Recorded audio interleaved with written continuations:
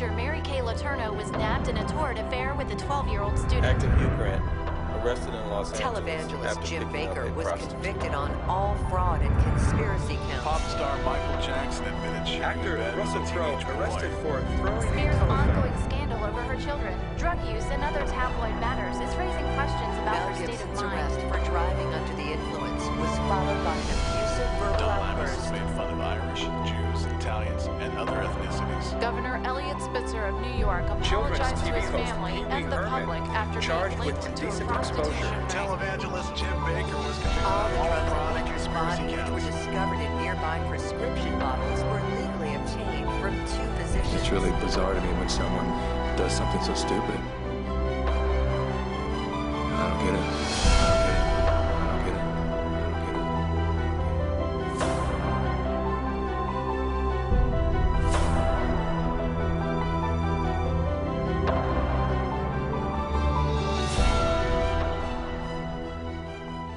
25 years ago, I woke up on a cold marble floor, and I had passed out after a night, I should say another night, of drugs.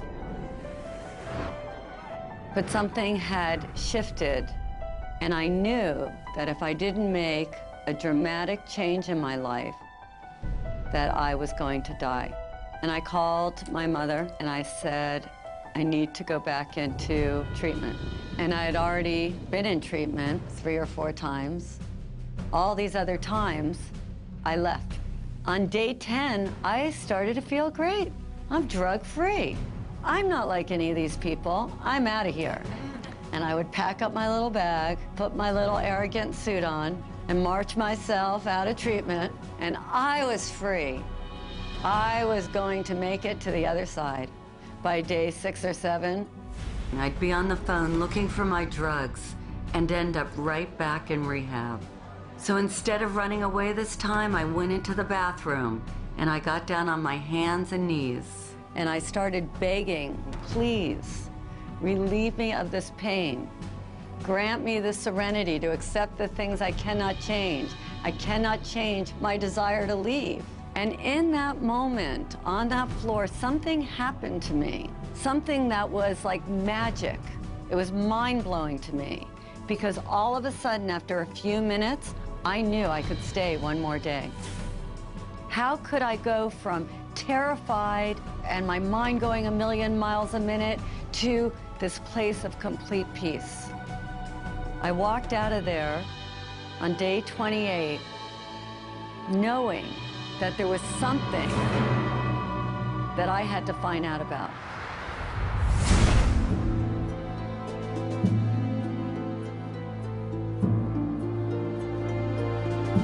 The shadow is dark, it's secretive, it can be dangerous. Shadow is everything that we don't want other people to see. Things we hide, things that we lie about, not only to others, but to ourselves.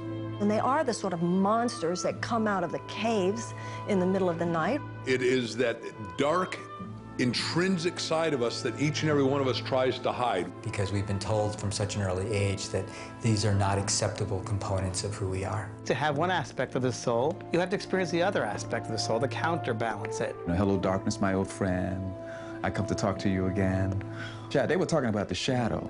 The only time you don't have a shadow is if you're standing in the darkness.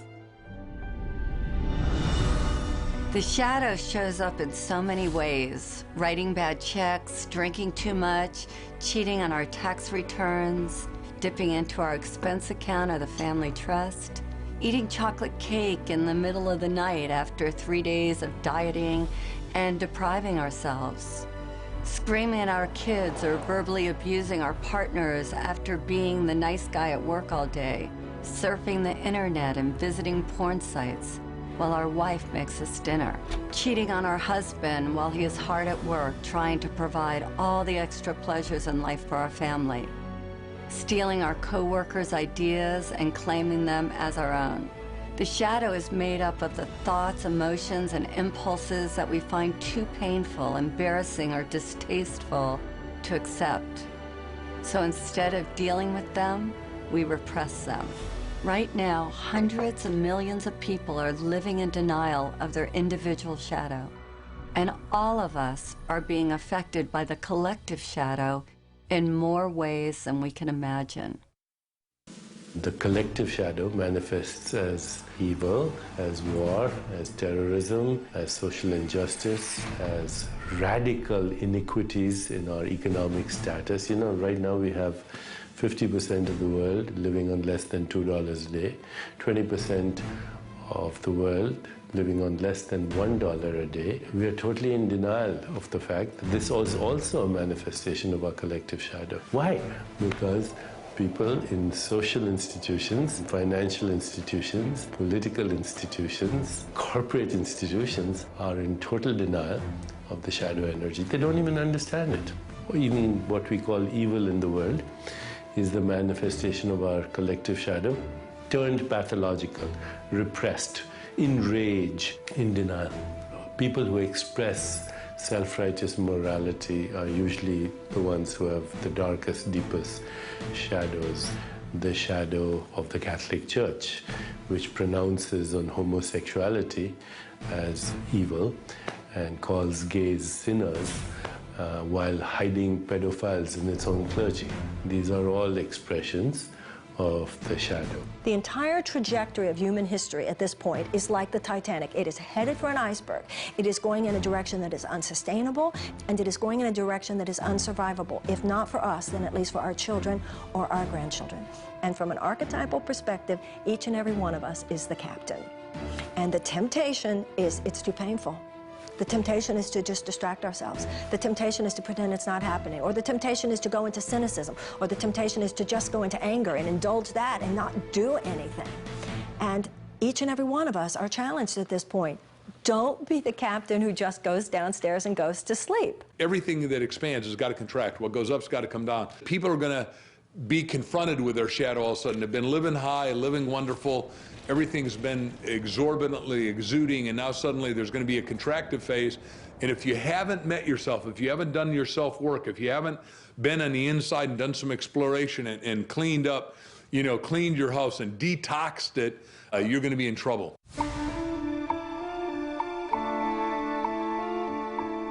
The birth of our shadow occurs when we are very young, before our logical thinking mind is developed enough to filter the messages we receive from parents, caregivers, and the world at large.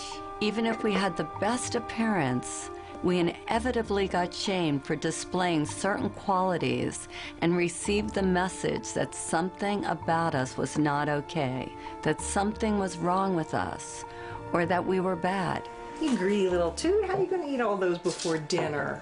These messages get ingrained in our subconscious like a computer virus, altering our perception of ourselves and wounding our healthy sense of ego.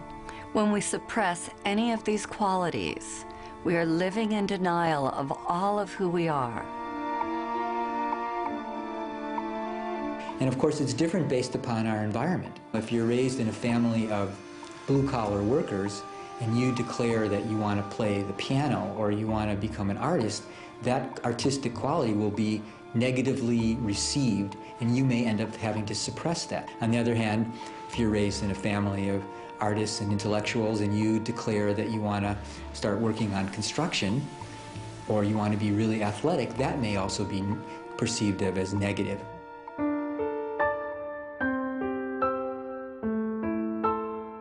We try with all our might to pretend that we are not that which we hate. In fact, proving this is an all-important task for the wounded ego. A task which the ego believes is vital to its existence. The wounded ego must hide all that we believe is unacceptable about ourselves. To accomplish this task, it constructs a mask to prove to others that we are not as defective, inferior, worthless, and bad as we might fear we are. None of us likes to admit that we have these flaws and insecurities. So to hide them, we create a persona at a very young age. We start to wrap ourselves up in a new package that we believe will bring us the love, attention, and acceptance that we hunger for.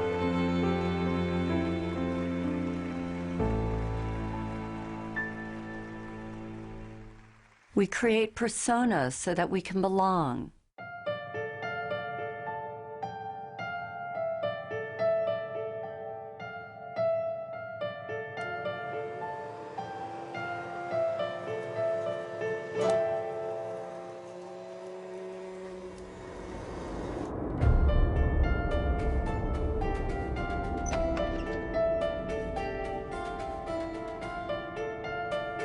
Most of us have a public life and a secret life.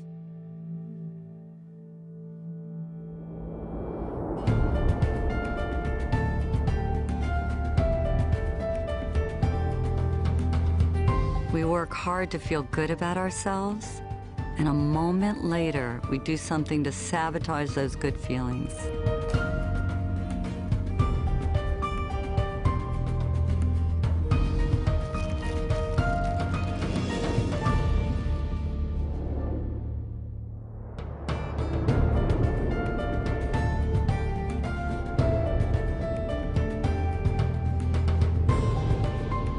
We wear masks that we believe will take us where we want to go. And these masks take many forms.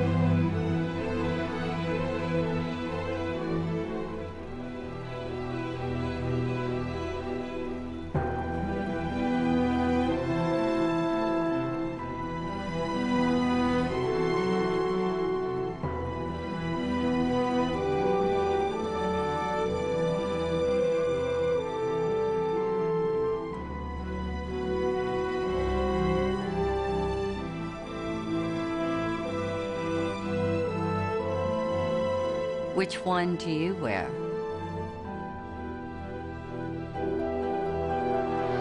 Our masks become our prison.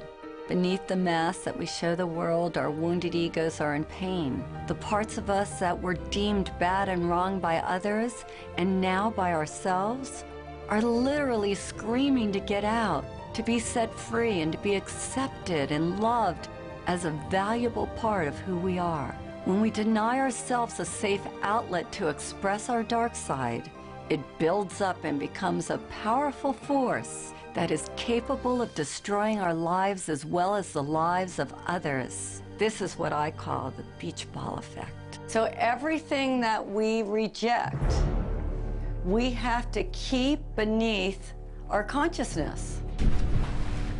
We try to bury it, so to speak. You know how much energy it takes to put a beach ball underwater? You take your selfish self, you take your angry self, you take your too good self, your not good enough self. You take all of it, and it's like you have 40 beach balls you're trying to manage. And then what happens when you're holding that beach ball underwater? When you're young, you got lots of energy, so you can manage a lot of beach balls. But then, when you're not in the midst of possibility, when your defenses are down, when you have your attention on some big prize you're gonna win, all of a sudden, boom, somebody does something, what happens to the beach ball? Pops up and hits you in the face. What's road rage? Is it anything more than that beach ball coming up? We see it in the media all the time. A filmmaker is making deep Christian films, all of a sudden gets drunk, shouts anti-Semitic comments in a drunken rage, right? A radio star makes his living like being a great communicator. All of a sudden makes a comment, a racial slur. So all of these beach balls that you are trying to manage, are you successful at it? No, it's all of it, not anymore. When you don't deal with the shadow, that part comes out and it'll creep up. It'll creep up in workplaces, it can creep up in relationships. The more we try to suppress those societally determined, undesirable qualities, the more they find interesting and often mischievous ways to express themselves. And it would be like locking somebody in the basement who wants to get out. So they do things down there to get our attention until we recognize them and let them out. Because those aspects of ourselves that we don't like exit through a kind of detox process. It's got to come out in order to be released. One of my beach balls happened in front of a room full of people. So I'm out of treatment, 5 years. I've been floating around, trying to become the most perfect person. How could I have people want to be my friend? How could I be a little more spiritual? I was on the quest, and I thought I was doing a really beautiful job. And I went to another workshop. We had to get up in front of the room and say what we were committed to in the world. And I thought I was just being wonderful, and everybody was looking at me like you're all looking at me. And from the back of the room, this woman screams out, "You're a bitch!" And I thought, well, I know that. How does she know? And I was horrified. I was so humiliated. It was the one word that I didn't want to be called. And she said to me, "Tell me something good about being a bitch." And I said, "There's nothing good." She goes, "Well, you're a bitch. There's got to be something good about being a bitch." And all I could think of was all the ways that that part of me had hurt me. And at the time, I was a retailer. And she said, "Do you ever get damaged merchandise delivered to your store?" And I said, "All the time." She said, "Is there ever a time where they don't want to take back the damaged goods?" And I said, "Yes." And she said, "Well, do you ever have to get a little forceful or a little bitchy?" And I said, "Oh my God, yes." And I was remodeling a house at the time. She said, "When you're a couple of weeks late and $20,000 over budget, does it help to be a little bitchy? Would it help you?" And all of a sudden, I realized that when I finally said to the contractor, "You need to finish my house," he finished my house. And this light went on inside of me, that this part of me that I had shamed, that I had hated so much, actually came bearing gifts. She said, "Either you're going to use it or it's going to use you." And that was a life-changing moment for me. When we fully understand the human soul, we find that it's a place of ambiguity, of contradiction, of paradox. All experience is a result of contrast, light and shadow, pleasure and pain, up and down, backwards and forwards. In order to have manifestation, you need opposing energies. You need your enemies to be who you are. The human soul is simultaneously divine and diabolical, sacred and profane, sinner and saint. Eastern wisdom traditions, we have a saying, the sinner and saint are merely exchanging notes. So once you understand that, then first thing you realize is to have a shadow is normal. If you had only truth, goodness, harmony on your side and the complete absence of the other, there would be no creative impulse. Let's say you had only the evolutionary creative impulse in the universe, then the universe would rapidly burn itself into the heat death of absolute zero. If, on the other hand, you had only the impulse of inertia or destruction or entropy, then the universe would rapidly collapse into a big black hole before you could say Deepak Chopra. We are the microcosm of the macrocosm. This means that every quality that we can see in another exists within us. We possess every human characteristic and emotion, whether active or dormant, whether conscious or unconscious. There is nothing we can see or conceive of that we are not. We are everything, that which we consider good and that which we consider bad. How could we know courage if we have never known fear? How could we know happiness if we never knew sadness?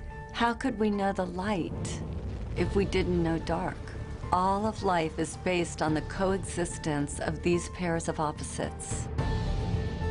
Our shadow is forever hiding from itself. Rather than confront our own darkness, we project these unwanted qualities onto others. When we are projecting our shadow selves, it sounds like this. "She's so self-centered. He's so full of himself. These people are idiots. What a loser." Afraid of our own unworthiness and simultaneously afraid of our own greatness, we unconsciously transfer these qualities onto another rather than owning them ourselves. Those we project on own pieces of our unclaimed darkness as well as pieces of our unclaimed light. Until we take back all that we have projected away, what we can't be with won't let us be.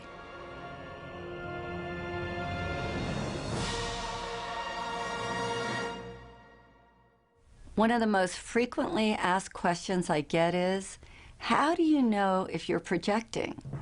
If it's your stuff or theirs? I think it was best said by revered philosopher and psychologist Ken Wilber. He says that if a person or thing in our environment informs us, if we receive what is happening as information, a point of interest, we probably aren't projecting. On the other hand, if it affects us, we're pointing our fingers, judging if we're plugged in, chances are that we are a victim of our own projections.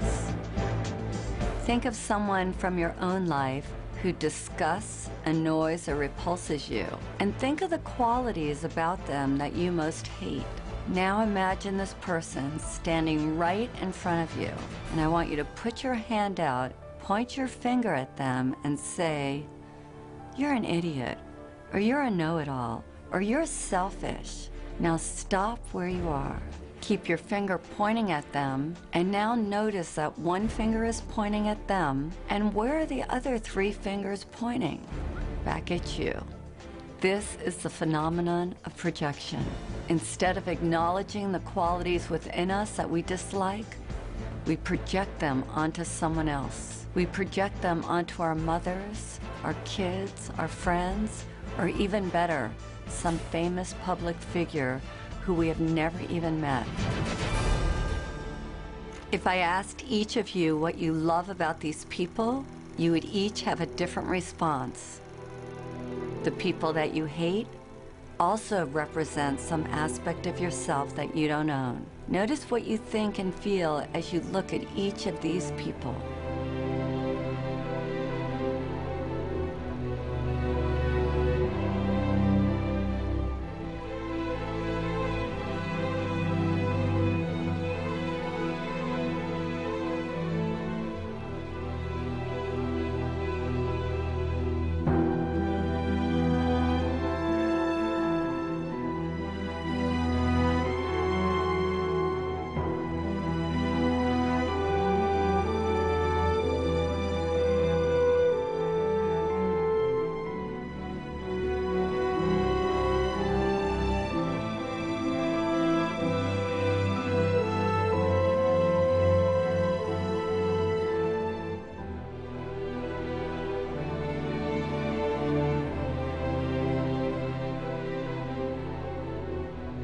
Whatever we judge or condemn in another is ultimately a disowned or rejected part of ourselves. I was watching the events of 9/11 on TV with a friend of mine, and after that we were driving down the street. I turned to my friend and I said, "You know, from now on, the Arabs are going to be the new blacks. They're going to get the brunt of a lot of projections that blacks have carried in this culture for a long time." Now, a lot of times, blacks react. We react to those projections, and we project back. And that creates a vicious cycle. And the ego consciousness just responds the way it should, really, because it's designed to respond as a survival mechanism. That's what the ego is all about, to help us survive. But it's mechanical, it's reactive. When an aggressive, negative energy is directed at us, the ego immediately wants to defend and react. Of course, when you react to a projection, you become that projection. And I didn't want to become an angry black man. That doesn't mean that I don't get angry. I certainly can and do get angry, but I express it and let it go. There's an old Sufi story about a philosopher who made an appointment to debate with a Sufi wisdom teacher named Nasruddin. When the philosopher arrived at his appointment, he found Nasruddin away from his home. Infuriated, the philosopher picked up a piece of chalk and wrote "stupid oaf" on Nasruddin's gate. When Nasruddin got home and saw this, he rushed right over to the philosopher's house. "I had forgotten that you were to call, and I'm sorry I missed our appointment," he said. "But I remembered it the minute I saw that you had written your name on my gate."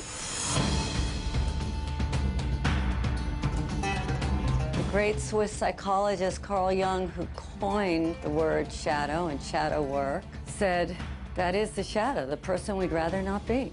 Rush Limbaugh hated drug addicts, and then it was revealed that he was one himself. Reverend Ted Haggard railed against homosexuals and was later caught in a drug and male prostitute scandal. A powerful example of projection at play is that of the ex-governor of New York, Eliot Spitzer. As a public official, Spitzer worked tirelessly to rid the streets of prostitution rings. Ultimately, he wound up getting busted for having a relationship with a call girl, which ruined his reputation and his political future. If we look at this through the eyes of the shadow, I would suggest that sometime long ago, probably as a young man, he had the impulse to sleep with a hooker. Since this wasn't politically or socially acceptable, he buried this impulse deep inside, only to be brought down by this very unconscious urge. It's fascinating to see that he tried to destroy the temptation in the outer world because unconsciously he knew that the real danger lurked in his inner world. This is why we want to deal with the shadow. Rather than trying to convince you that you're not all those negative things and encouraging you to think a good thought, shadow work urges you to get in there and to be with what you are resisting, because what you resist will persist. If you don't deal with your shadow, it will deal with you.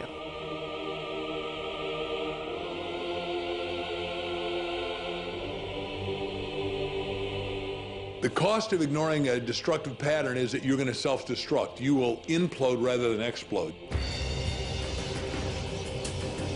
You know, my training is as a neurologist, so I've spent well over 3 decades studying how the nervous system organizes this information.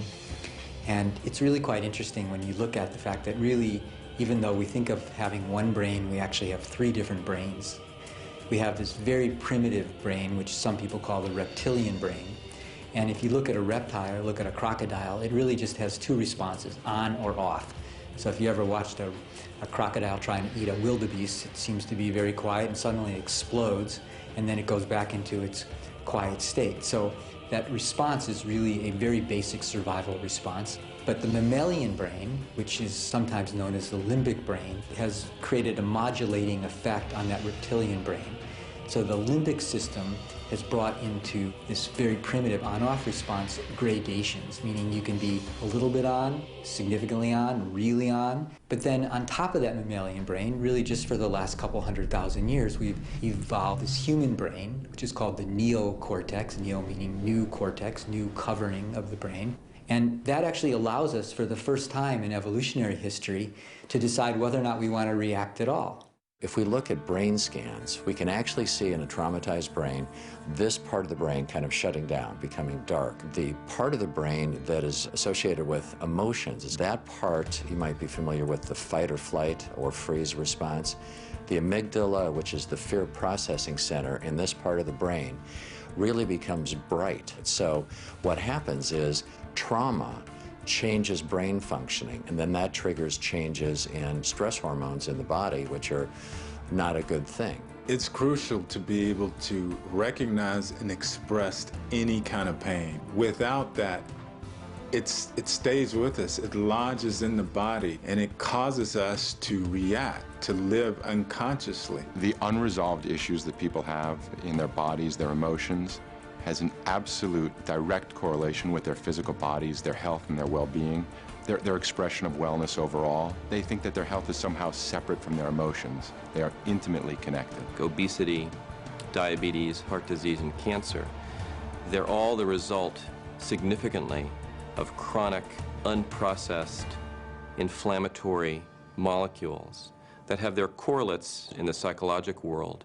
of chronic, unprocessed emotions and experiences. Every single one of those conditions is a byproduct of our stress levels. It affects our health intimately. Most people are aware that what they eat and what they drink affect their toxicity levels. What they don't realize is that what they think and the emotions that they've built up over years are really the most toxic. The ways that people have dealt with this traditionally and historically are inadequate. My patients are in overwhelm.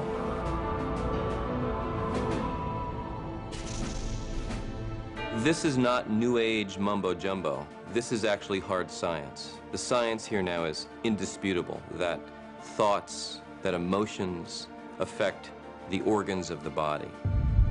We have to be mindful with every single thought that we have every single day. How do we want to create our heaven or our hell? How do we treat one another? Because we are the source of everything within us. There is a poem by Rumi called The Guest House, which in many ways describes the human journey. This being human is a guest house. Every morning a new arrival, a joy, a depression, a meanness, some momentary awareness comes as an unexpected visitor. Welcome and entertain them all. Even if they are a crowd of sorrows who violently sweep your house empty of its furniture, still treat each guest honorably. He may be clearing you out for some new delight. The dark thought, the shame, the malice, meet them at the door laughing and invite them in. Be grateful for whoever comes, because each has been sent as a guide from beyond. Repressing our anger may seem like a good solution, but pretty soon we run out of places to hide. Divorce, stress at work, financial trouble or tension within our families provoke the shadow until finally it erupts. The ancient Vedic text known as the Bhagavad Gita states that man should discover his own reality, not thwart himself, for he has himself as his only friend or as his only enemy. But if he rejects his own reality, the self will war against him.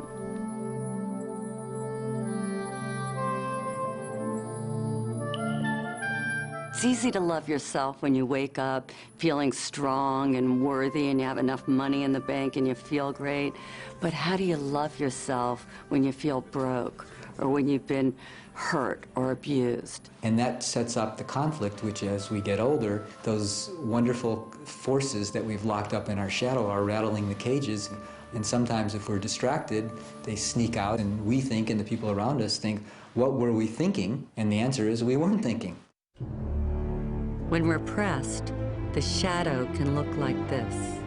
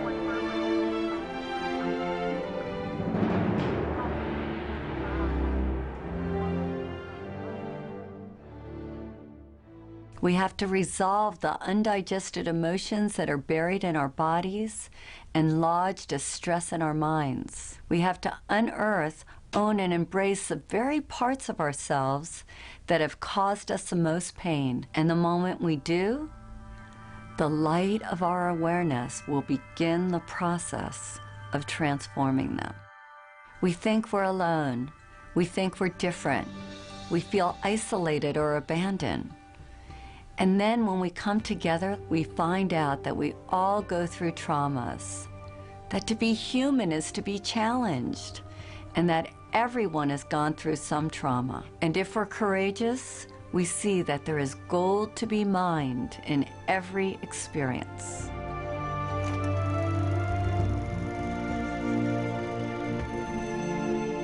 It's very interesting because I don't remember a single day where my mother was not drunk, you know, and I had to live through this. And I didn't understand it. Very, very confused by it all. Why is this happening? Why is this happening? Who are you? Because as she would drink and as she became into that space, I knew I didn't know her. And I just wished she was dead. I said, I wish you were dead. Wish you were dead. I want the pain out of my life, Because you don't belong here. Whoever you are, this intoxicated person, and as a child looking at this, because my father wasn't there either, I had to figure this out. But all I did was wish she was dead, right? Well, not until 30, 40 years later, after she had passed over, she lived many, many years after that, and after getting involved in this work, I realized that that was indeed one of the most incredible blessings of my life. I learned from that situation about compassion, and I learned about forgiveness. And that's a pretty big one to have to learn about forgiveness. You know, we see these things as horrific experiences, terrible experiences, dark experiences, when in truth, they're really enlightened experiences because they help us to be who we are. They help us to be compassionate. They help us to be forgiving. They help us to look at someone very, very differently. What doesn't kill us makes us stronger. At a certain point in life, it's about saying, I have been through what I've been through. I've succeeded in some ways, perhaps, but I've also failed in some ways. I've been strong at times, but I've also been weak at times. I've gotten some things right, and other things I've gotten wrong. And some things have gone well for me, and some things have been damn awful. The issue is, what am I going to do with all of that? You know, two people can go through the exact same situation on an external level, but internally, they do two completely different things with it. That's why we read incredible stories about people who went through the Holocaust or people who were victims of genocide, and yet they survived. And yet they go on to live extraordinary lives. And then you meet other people who went through a fraction of that in terms of an internal trauma, but they stay stuck in it forever. We begin to ask ourselves, what am I getting from staying stuck there? What am I avoiding from staying stuck there? And what we are avoiding is the greatest challenge of all, and that is to be who we can be in order to serve the world. I asked a few people to share their own shadow stories. Some of them are complete, others are ongoing. All of them are portraits of a fearless commitment to transformation. Sui is like that beautiful combination of a miracle. That part of her that she deems so worthless and unlovable actually comes bearing the greatest gifts and makes her the shining light that she is today. The pain that I've been carrying throughout my life was the pain of believing that I was abandoned by my parents because I wasn't pure enough. I'm actually mixed in terms of, half Japanese, half Chinese. I was considered mixed and impure enough to be raised in Japan. My parents live in Japan and they left me with my grandparents in Malaysia. I just felt so abandoned and rejected. My father ended up getting a divorce from my mother. He remarried another Japanese woman, but nobody ever told me that when my father came back with his wife, that she's not my mother. I felt the immediate rejection, that they didn't want me in their lives, and that they would rather have, 2 dogs than have me with them. Because I have always discarded my Japanese identity in favor of my Malaysian Chinese identity. I felt like the country has betrayed me, and I used that pain to really put it into my work.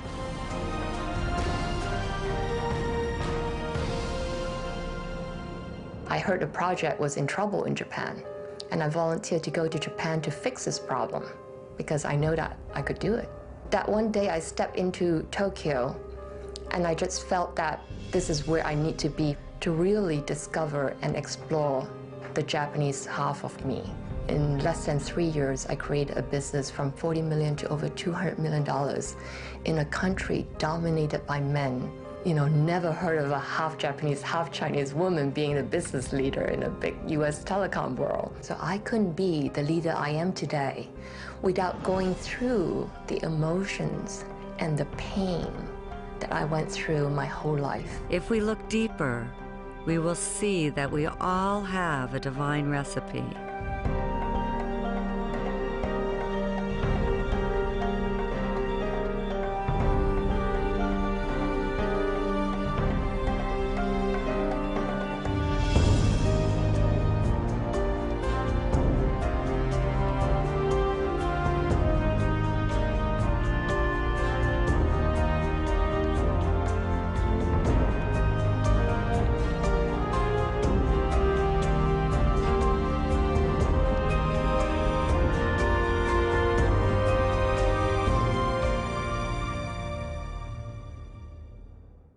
All of us have shame about things that have happened to us. We've all gone through difficult times.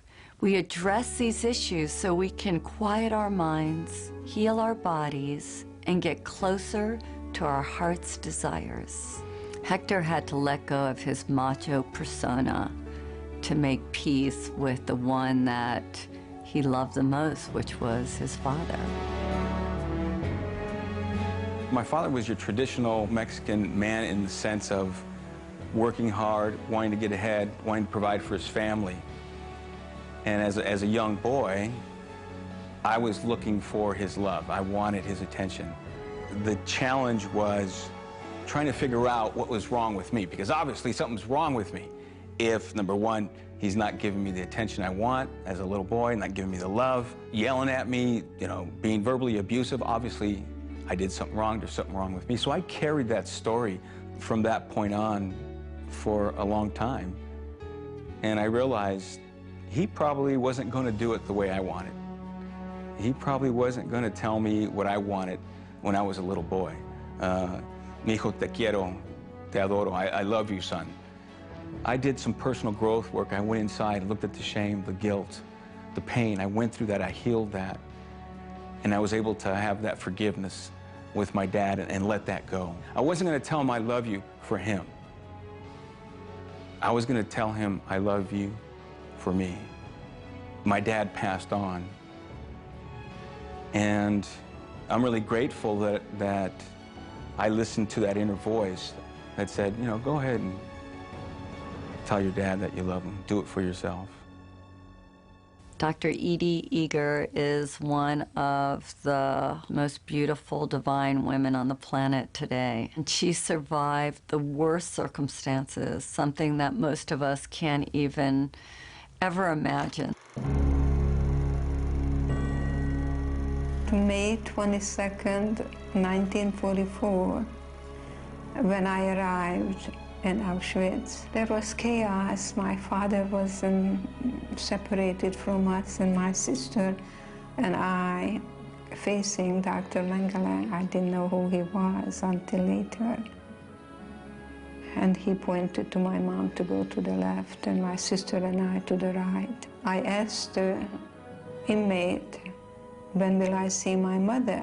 And she pointed at the chimney and fire was coming out of the chimney. And she said, you better talk about your mother in past tense, she's burning there. My sister and I hugged each other and said, the spirit never dies, the spirit never dies. I remember that so vividly, even today.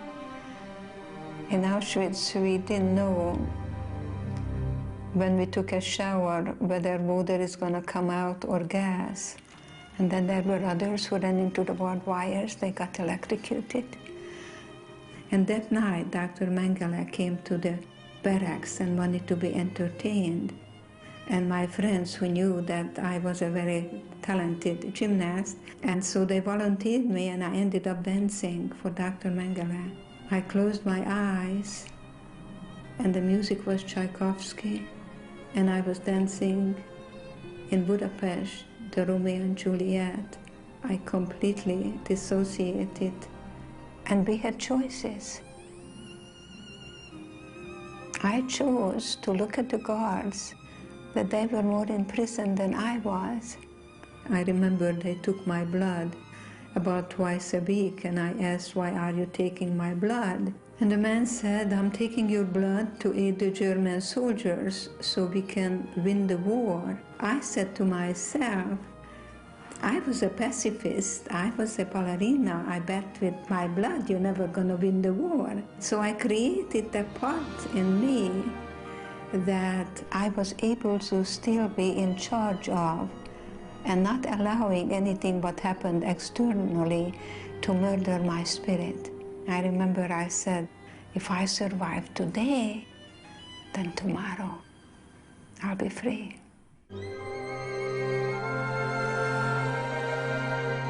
I remember when Marita came to the shadow process and everybody was looking for the negative qualities they needed to embrace. Marita couldn't even say hers, and I kept asking, what is so horrible that you can't even say it? And she said, because of my background, mine is that I'm a Nazi. I was born in Germany in 1955, 10 years after the war. I found out when I was 11 or 12 what my country had done. This is a subject we never talked about. My grandfather wouldn't tell me about his experience. My mother wants nothing to do with this.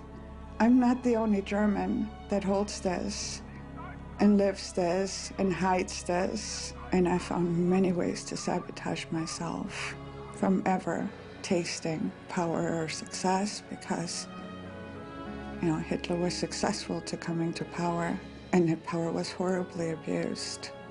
I didn't interact with any Germans at all. I stayed away from them, and I did not want to interact with any Jewish person because I didn't want to cause any more pain, and I was ashamed. Samya was willing to shine light on the darkness and willing to take back her own projections for the good of all humanity. In 2006, when Israel bombed Lebanon, at the time I was trying to evacuate members of my family and try to bring them over to the US, and there were no news. You needed to figure out how to reach to them. I became so angry again, because here is my family and the bombing. One day I was watching TV, I saw girls crying, little girls. I saw they were Lebanese girls. And of course, every time I saw like Lebanese kids being bombed and everything, I was really, really angry. I was like, yes, yes, yes, let's bomb the bastards kind of thing. And at the end, I realized they were reporting from the Israeli border, on the other side of the border. And they looked exactly the same as the Lebanese girls that were killed on the other side of the border. And I saw the pain. And that day I made a commitment to myself that I will no longer tolerate that kind of cruelty, irrespective of which side of the border it's happening. Now, I'm not saying that if you and I rise up to become the people that we are capable of being, that we will rid this planet of war in our lifetime. But I believe with all my heart, we will achieve enough this lifetime that humanity will go in that direction. It's embracing authentically who you are and not being ashamed of it. There's nothing to be ashamed of, because everybody has a shadow. If somebody doesn't, they must be pathological. When I'm leading the shadow process, it feels like my own journey has come full circle. I've been very judgmental over the years. I was having some really dark dreams about you last night. They're all true. When we embrace our totality, we experience freedom. My heart feels as big as my body. It's no longer like little anymore. It's like, it's me. And embrace it with love. Love, because that's what we're here for, to give and receive love. Can't even believe that's you, Margaret. I figured out who you were. I remember. If I hadn't faced my darkness, I never would have found my light.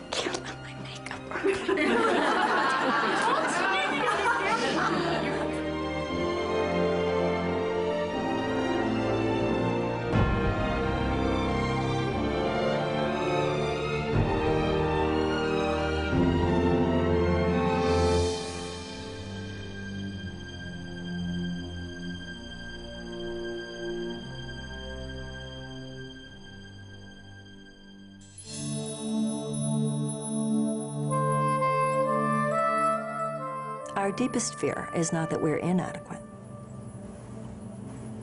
Our deepest fear is that we are powerful beyond measure. It's our light, not our darkness, that most frightens us.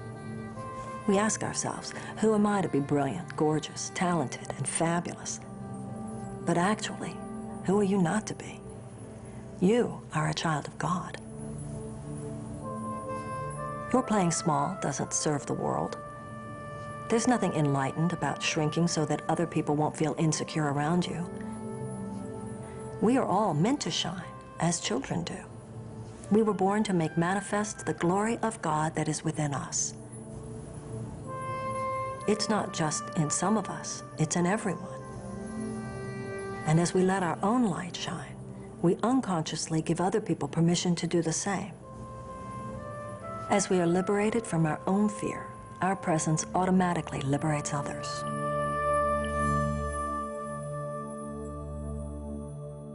Consider the story of the Golden Buddha. In 1957, a monastery in Thailand was being relocated and a group of monks was put in charge of moving a giant clay Buddha. In the midst of the move, one of the monks noticed a crack in the Buddha. Concerned about damaging the idol, the monks decided to wait a day before continuing with their task. Later on, one of the monks came to check on the giant statue. He shined his flashlight over the entire Buddha, and when he reached the crack, he saw something reflected back at him. His curiosity aroused, the monk got a hammer and a chisel and began chipping away at the clay Buddha. As he knocked off piece after piece of clay, the Buddha got brighter and brighter. After hours of work, the monk looked up in amazement to see standing before him a huge solid gold Buddha. Historians believe the Buddha had been covered with clay by Thai monks several hundred years earlier before an attack by the Burmese army. They covered the Buddha to protect it. In the attack, all the monks were killed. So it wasn't until 1957 that the great treasure was discovered. Like the Buddha, our outer shell protects us from the world. Our real treasure is hidden within. We human beings unconsciously hide our inner gold under a layer of clay. All we need to do to uncover our gold is to have the courage to chip away at our outer shell, piece by piece.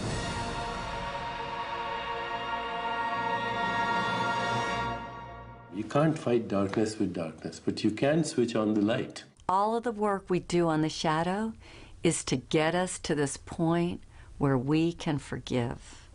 To do forgiveness, we put blindfolds on to make it safe for people to share their deepest secrets.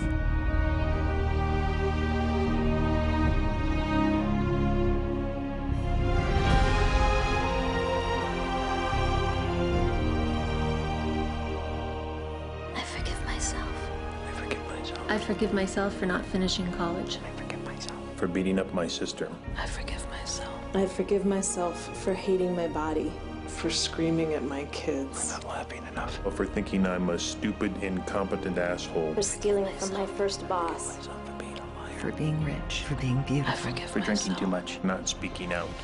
I forgive myself. I forgive myself. For lying, for cheating, binging on my diet. I forgive myself. Forgive myself. I forgive myself. Forgive myself. I forgive myself for everything. You are forgiven. You are forgiven. You are forgiven. You are completely forgiven.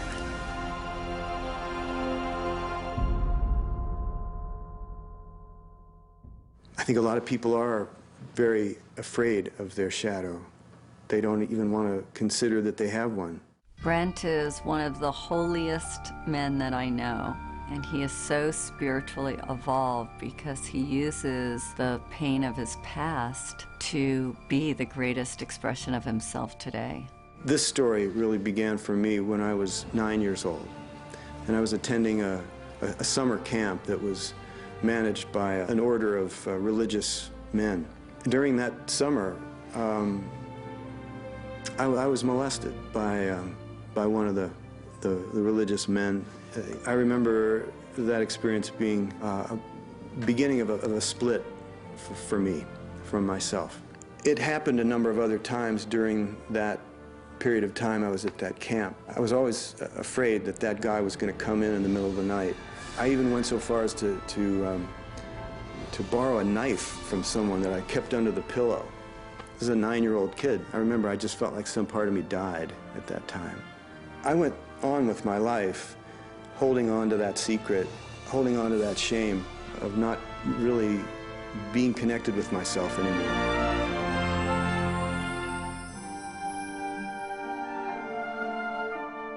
The difference between forgiving and condoning. Forgiving is seeing the true heart of another person. It's beyond all the action.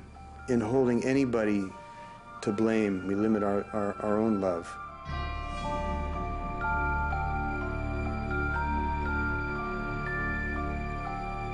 People need to know that they can get help, that they don't have to carry their shame alone, that they don't have to live in a secret, and that there are people that are holding the light for them, that are willing to see them as they are, through the shadow. It's the only way to see yourself, is to look at the light and the darkness, and to embrace it. I use that analogy of being like a drowning person, where someone's holding your head underwater, and at some point you realize that you have to be the one that fights your way back to the surface. What happened to me as a child has given me a real depth of compassion, which I'm so grateful for, because it's so clear to me when I work with people how they're suffering, how they're hiding, and it's been the greatest gift of my life that I'm in a position where I can honor people in that way.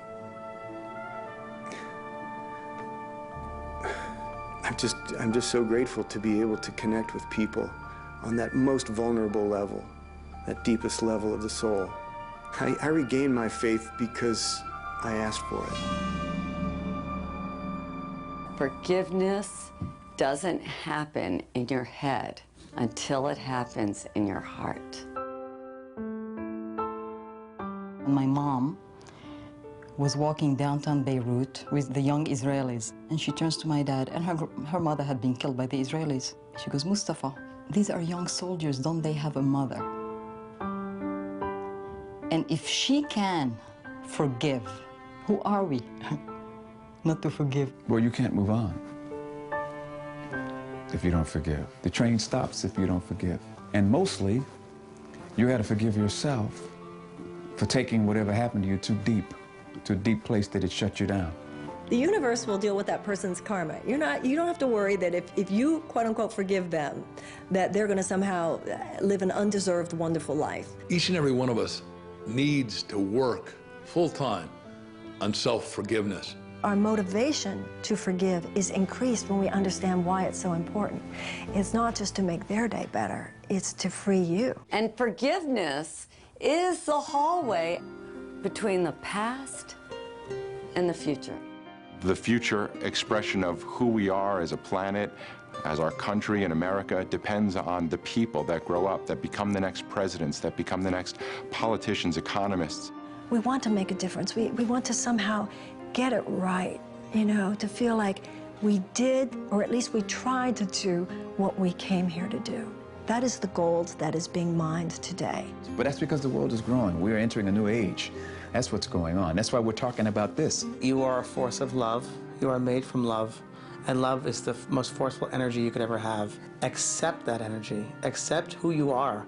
Accept your inheritance, if you will. You're the total being of love, and don't waste a minute of it. I've come full circle, and this is the external of what was going on inside of me. It's how we are able to perceive everything in life as an opportunity for growth.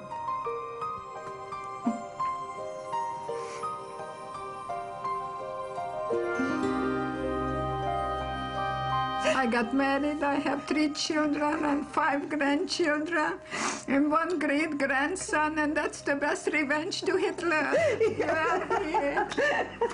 You and I are here, yes.